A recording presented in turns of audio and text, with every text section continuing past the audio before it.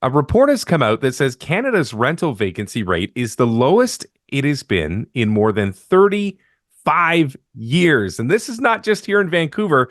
We are the worst, but across Canada right now, it seems like everybody is struggling to find rental properties. To talk more about this from Bosley Real Estate, good friend of the show, Develle Morrison. Develle, good morning. Good morning. Thanks so much for having me here. Let's get into the rental market right now because I'll tell you this, the numbers aren't good, whether it's Calgary, Vancouver, or of course where you reside in Toronto. What gives? Yeah, there's so much demand on places. I mean, so for example, I rent out my own basement apartment and my tenant gave notice and I was renting it out last year and I was overwhelmed by how many applications I got for the place.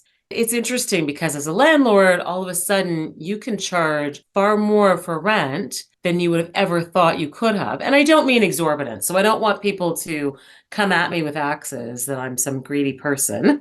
I'm I'm charging what's reasonable in the market, and it's really fascinating to see what's happened. But you're right, the vacancy rate is really low.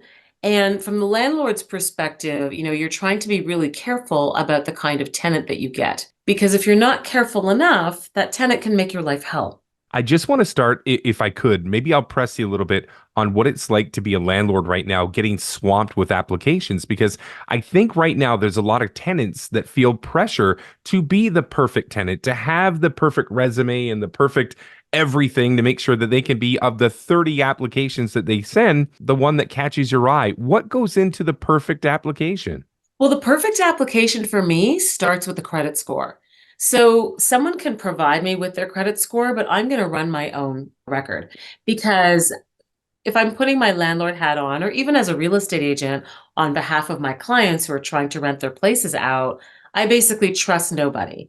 And every piece of information needs to be verified by myself. So what that means is I'm going to go pull my own Equifax report because I need to make sure that the tenant hasn't fabricated their credit report. So I had the case once. I was working on behalf of one of my landlord clients, and I received the credit report from the tenant, looked at it and thought, yeah, I'm going to run my own. And when I did that, I went, oh, they're not working where they said they were working. The credit report doesn't match what they gave me. And that's the whole reason for running your own credit report is that you basically have to be under the guise of I trust no one.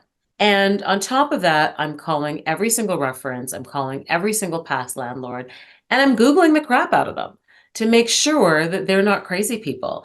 And, hate what I'm about to say or not, but if your political views are whacked, I'm also not going to rent to you, and I'm not going to let one of my clients rent to you.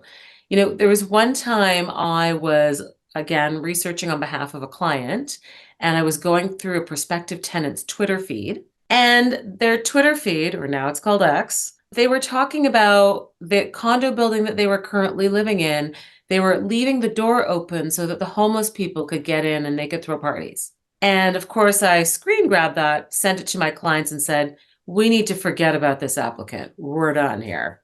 I got to think of all the things that I'm doing to check boxes to make sure that, my credit score looks good and my references are right and all that kind of stuff. I would have never in a million years thought of my social media as a component. That's a thing. It is a thing. And what's interesting is that lately I've been checking out a couple of people that don't have any social media at all. And I'm sure they're the kind of people that are like, hey, we're private, we don't want to do that. But it actually makes it difficult because then I can't get a read on who they are if I can't check their social media. And what I'll do is I'll go into LinkedIn or Facebook. And if we have any mutual friends, you know what? I'm going to go to that mutual friend and say, hey, what do you know about so and so? So it's not necessarily the reference that they're giving me, but I am going to my biggest investigative journalism possible. My detective hat comes on, and I'm basically going to try to figure out what I possibly can about you. I have to. Develle Morrison is with Bosley Real Estate joining us here on CKNW. Develle, let's look at it now from the other side of the equation. Are there out of the box ways that right now people can perhaps bring in some income? Like I look at my apartment and I think to myself, boy, I don't think a lot of people would like to rent a room per se, as opposed to having their own abode.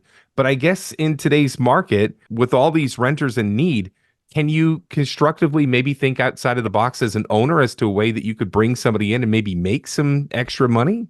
Absolutely. I mean, that's always there, whether you're renting out your basement, whether you're renting out a secondary suite, or, whether you're going to rent out a room, those are all possibilities. And if you want to take it even further, if you can build a laneway suite or a garden suite, or if you can chop up, maybe you live in a really big house and you don't need all that space.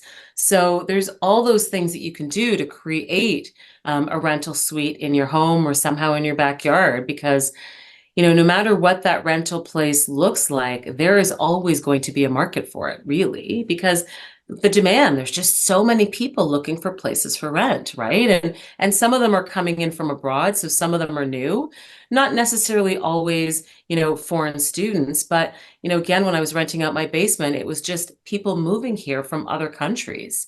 And they just got their working permit, their working status, and they didn't quite have their job yet. So they're looking to rent a place and they said, we've got X dollars in the bank account. And I'm like, you don't have a job. I can't do it. Devel, I would think that one of the hardest applications to accept would be a student coming from abroad. Obviously, you know that it's going to be a short-term rental. Secondly, it's really hard to proof these guys as far as, who they are, what their money is. Are these the kind of applications that you ask maybe for cash up front? Is that even legal to do in this day and age where somebody comes in, they're from abroad, so who knows what you're going to get? Can you say, sure, I'll rent to you, but I want all 6 months up front? That is something that is happening a lot in the marketplace is that you're getting a lot of tenants offering 4 months, 6 months, a year in advance, specifically so that they can give the landlord some kind of comfort that they're going to be financially stable to pay the rent. But, it's one of those things, there's no guarantees. Now, I'm not sure what the rules are in BC, but in Ontario, you're only allowed to take first and last month's rent.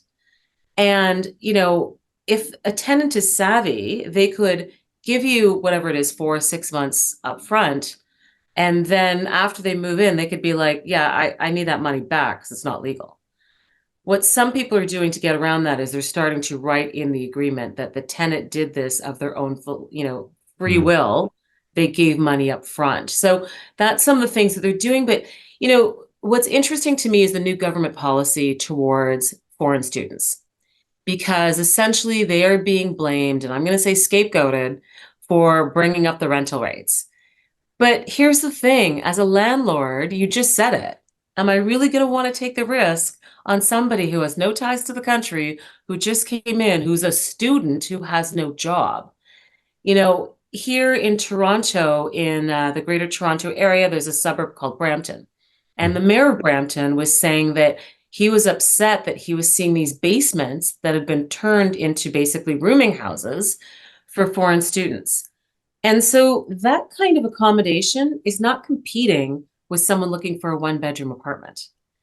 And so that's where I kind of question the whole scapegoating of the foreign students because I think I'm not sure they're really looking for the same product that somebody with a job in Canada is looking for. Because again, the landlord's always going to take the person who's working with a job versus the foreign student with no ties to the country. Devel, I hope you have the time of your life in Mexico. I know you're on your way down there.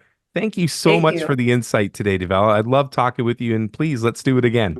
Absolutely. Thank you so much.